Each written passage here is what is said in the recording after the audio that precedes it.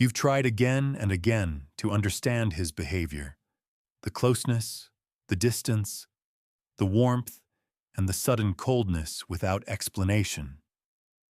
But what if none of it was random? What if it was part of a process, and that this process leads to a final phase, the Sophia stage, a turning point that transforms everything in the twin flame dynamic, yet one that very few people know how to recognize while it's actually happening. Now that this moment has arrived, now that the divine masculine is moving through the deepest transformation of his life, now that he is approaching the Sophia stage, the point where he stops resisting his own soul, the universe presents you with a truth no one prepared you for. There is nothing left for you to do.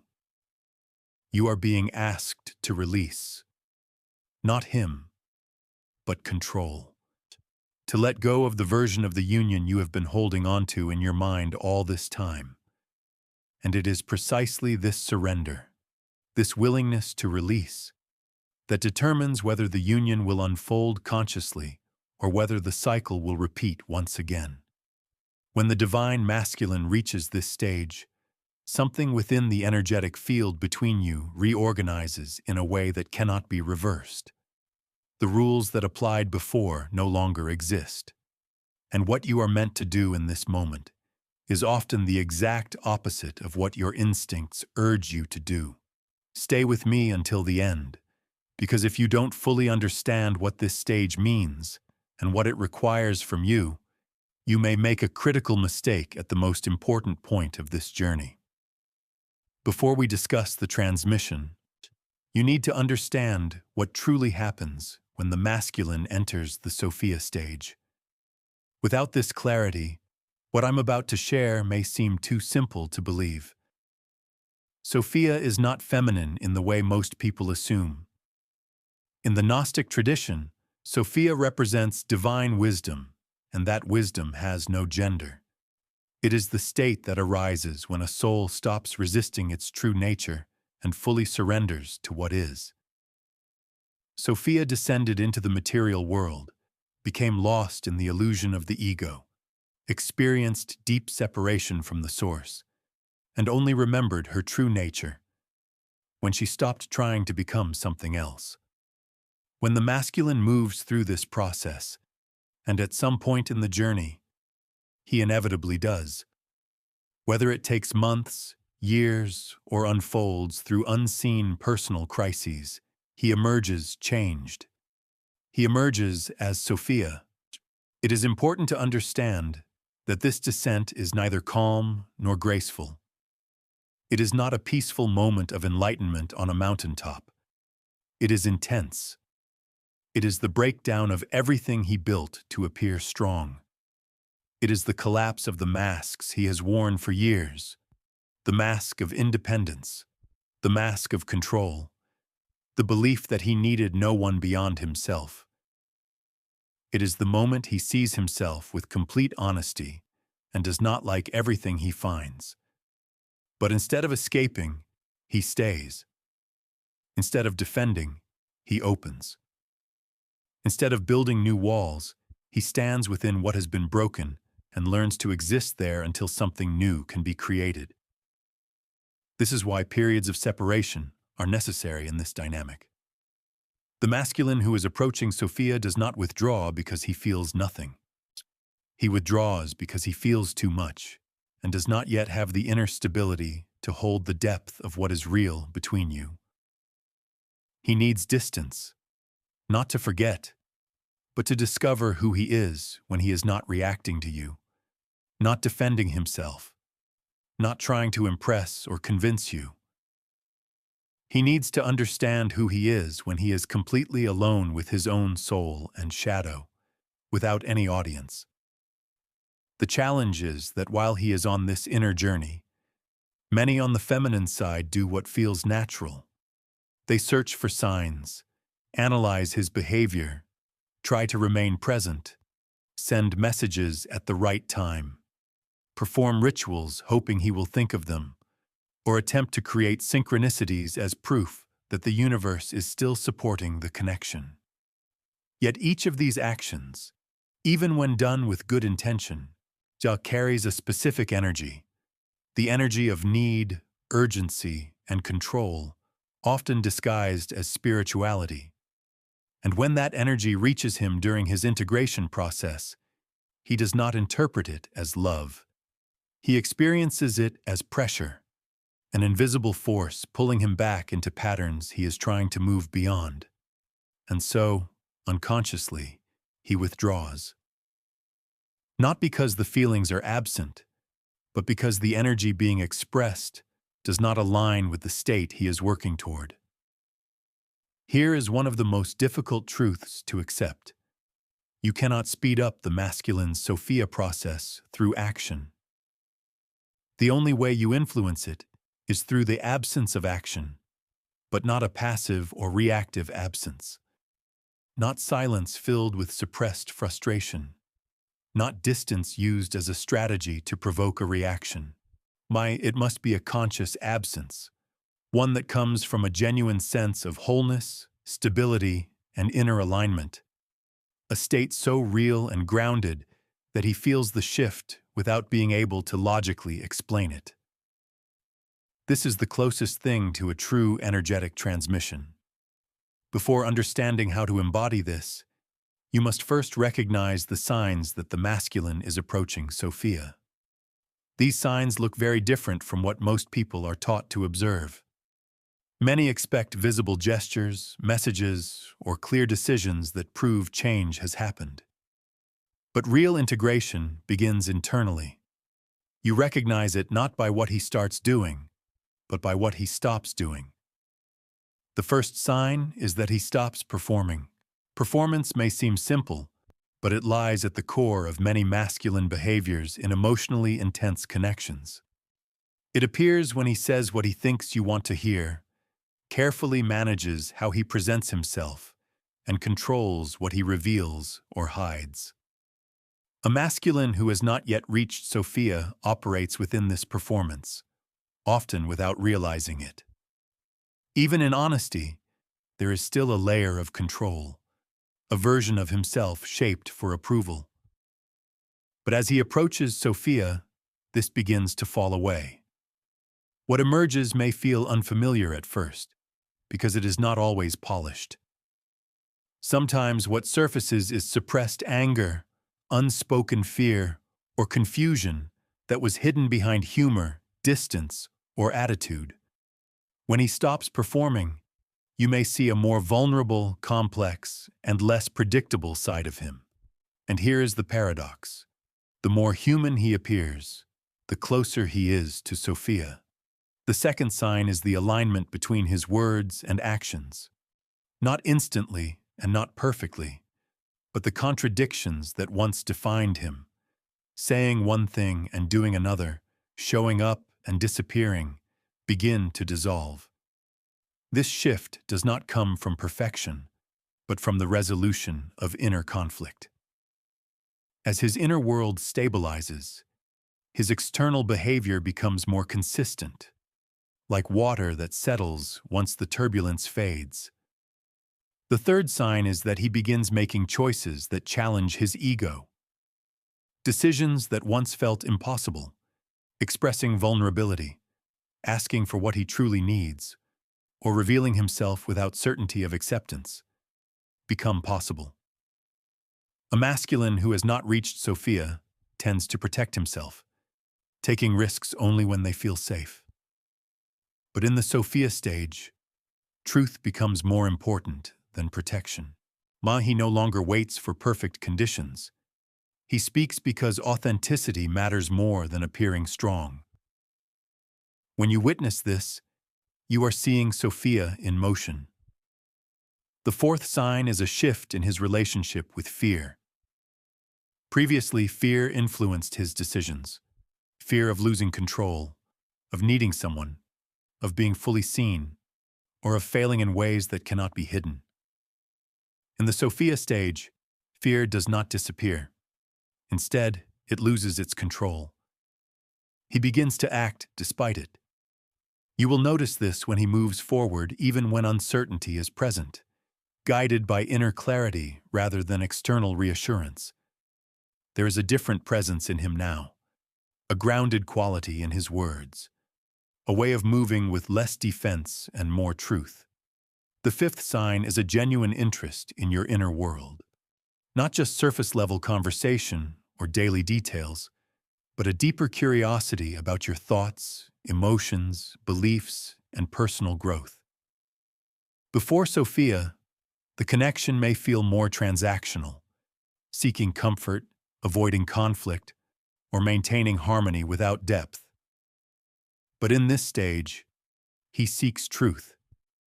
He values it because he has started to value truth within himself. He wants to understand you fully, because only now has he begun to understand anything fully. And this is where we reach the most important point.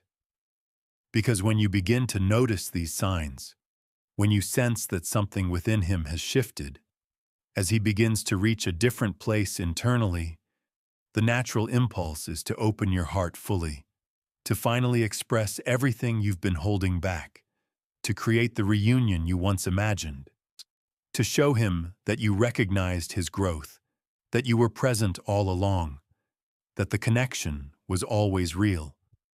And it's completely understandable why that urge feels so strong. You've waited a long time. You've done deep inner work. You've evolved in ways he may never fully see. It feels like the moment has finally arrived. But this is exactly where a critical mistake often happens, and it can undo months of inner progress in just a few days. When you sense he is approaching Sophia, when you feel an opening in the energy between you, the temptation is to act on it.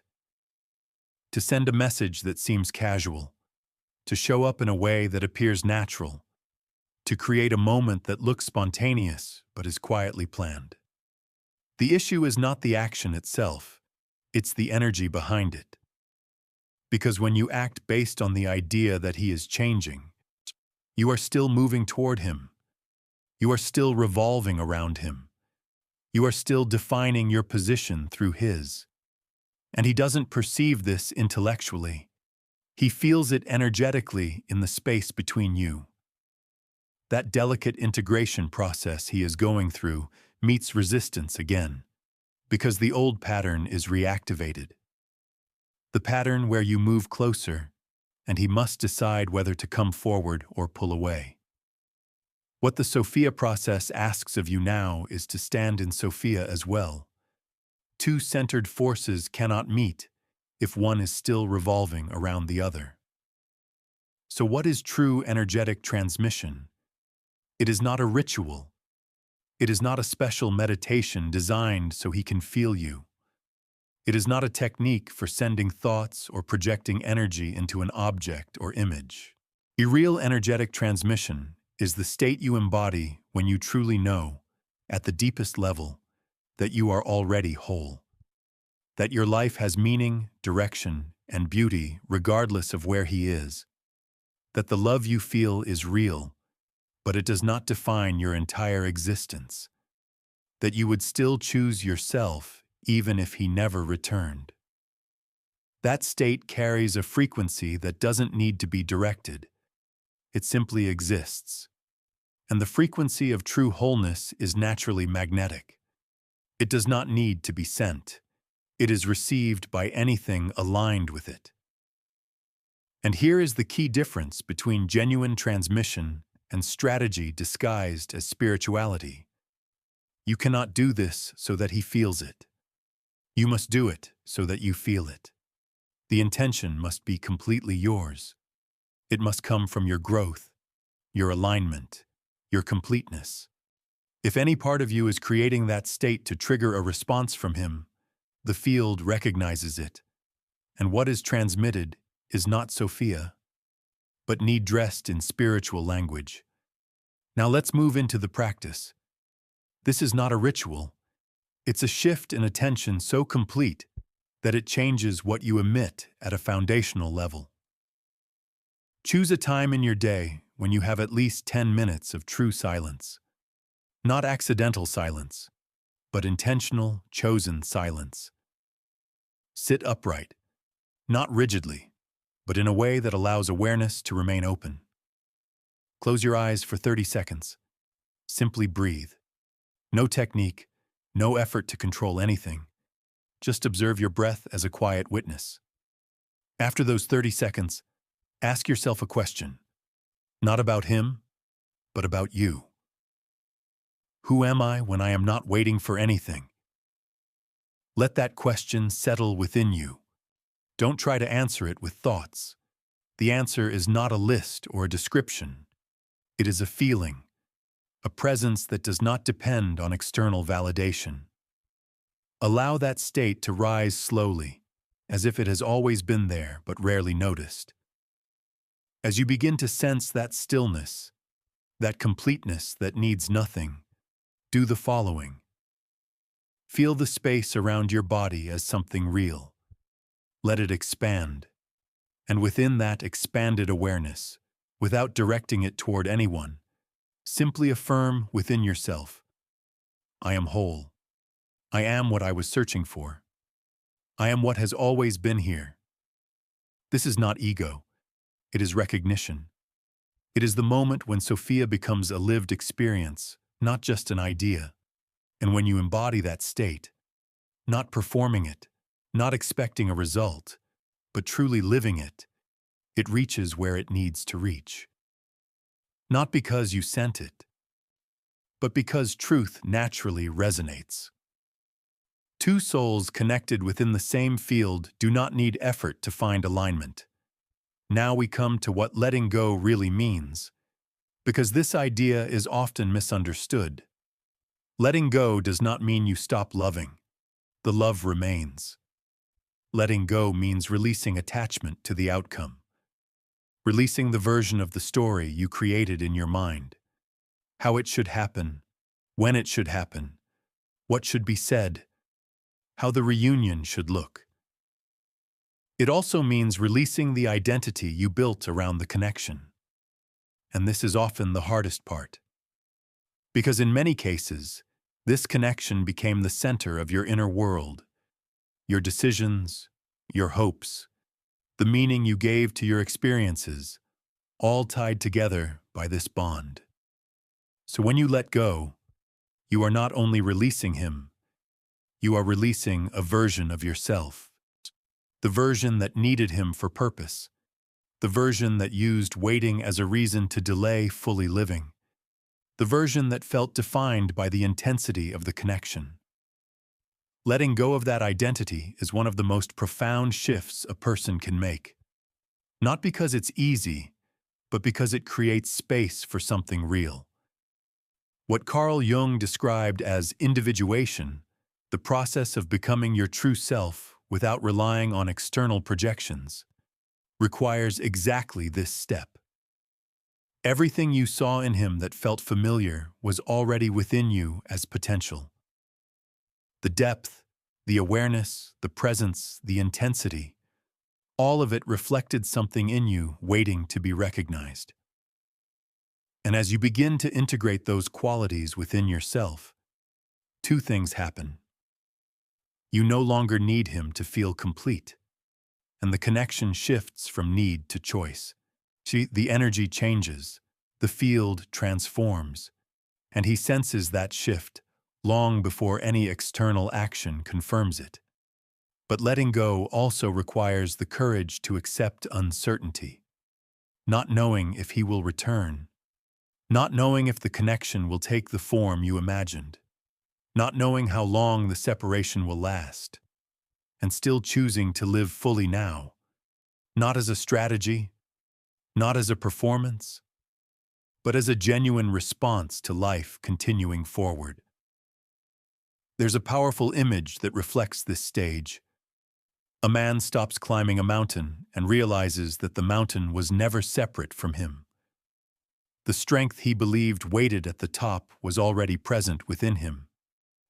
The arrival was not a destination, it was recognition. And when that recognition happens, When he finally pauses and sees clearly, he begins to notice everything that was always around him. You are part of that, but not as a small detail. You are the light that allows everything to be seen clearly, and when he reaches that clarity, you are not difficult to find. You become impossible to overlook.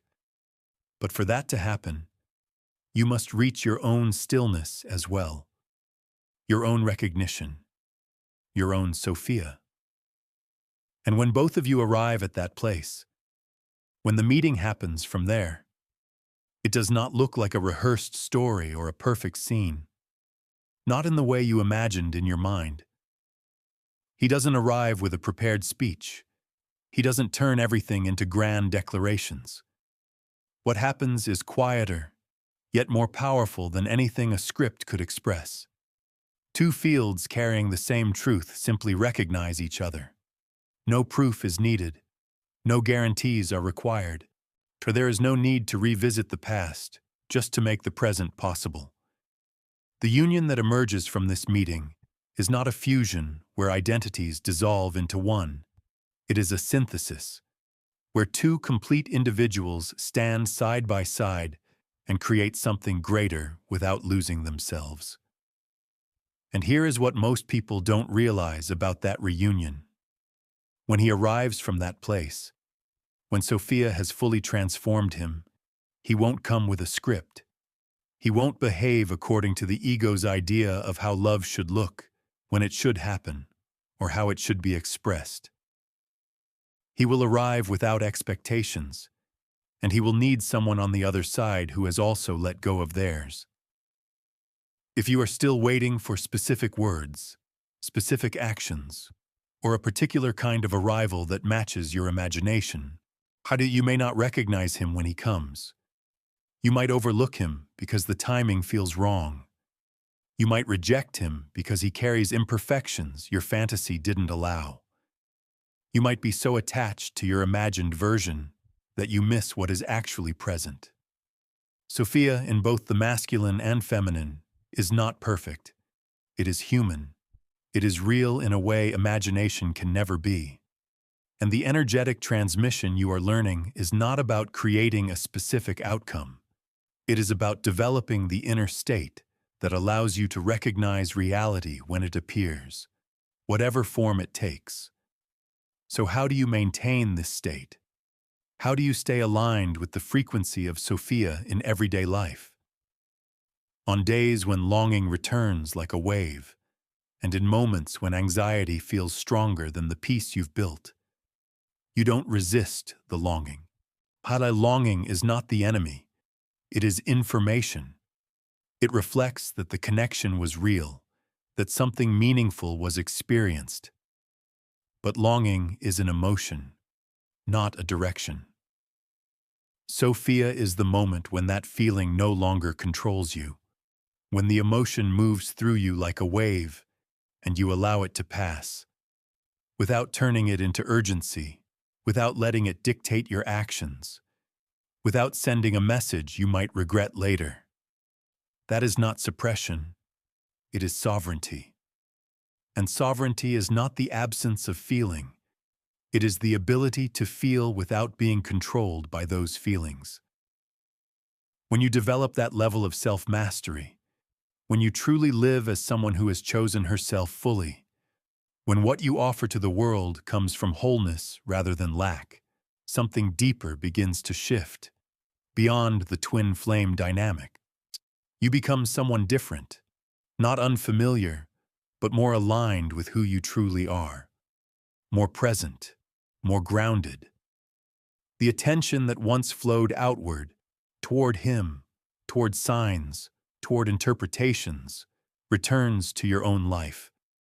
And the version of you that emerges when you stop orbiting and begin standing at the center of your own existence is the only version capable of receiving what a true soul connection offers. Because the meeting of conscious twin flames is not about completing each other. It is the meeting of two whole individuals who freely choose to build something meaningful together. And freely means without emotional dependence. without needing the other to feel complete. With the ability to walk away if what is offered no longer aligns with who you have become. That is the freedom Sophia brings. And paradoxically, it is this freedom that makes union possible, something that could never fully happen when you were still waiting, chasing, or trying to control the outcome. Now, here is one final exercise for you. Tonight, before you sleep, take a piece of paper and write down 3 things. Not about him, about you. 3 things you would still choose for your life, even if he never returned. Not from defeat, not from giving up, but as a statement of self-ownership. 3 things you want for yourself because you deserve them, independent of any outcome, connection, or validation. It could be something you want to build, something you want to experience, something you want to become, or simply something you want to feel. They don't have to be big. They just have to be honest. After writing them, watch and read them out loud with full presence, as if you are making a promise to the most important person in your life, yourself. And once you've read them, don't keep the paper. Tear it. Not to destroy the intention, but to embody it. You are not sending these desires outward as requests. You are bringing them inward as decisions. You are becoming what you declared. You are claiming ownership over your life. Without waiting, without asking, without tying your future to someone else's return. This is how true transmission begins. Not through rituals directed at him, but through the quiet, powerful shift of a soul that recognizes her own life, her own love, and her own presence as enough. And when you live from that place, when you truly embody it, nothing that is genuinely meant for you can be kept away. And if he is part of what is truly aligned with you, then once Sophia has completed its work, he will return. Not because you forced it, but because when 2 energies exist in the same state of wholeness, recognition happens naturally.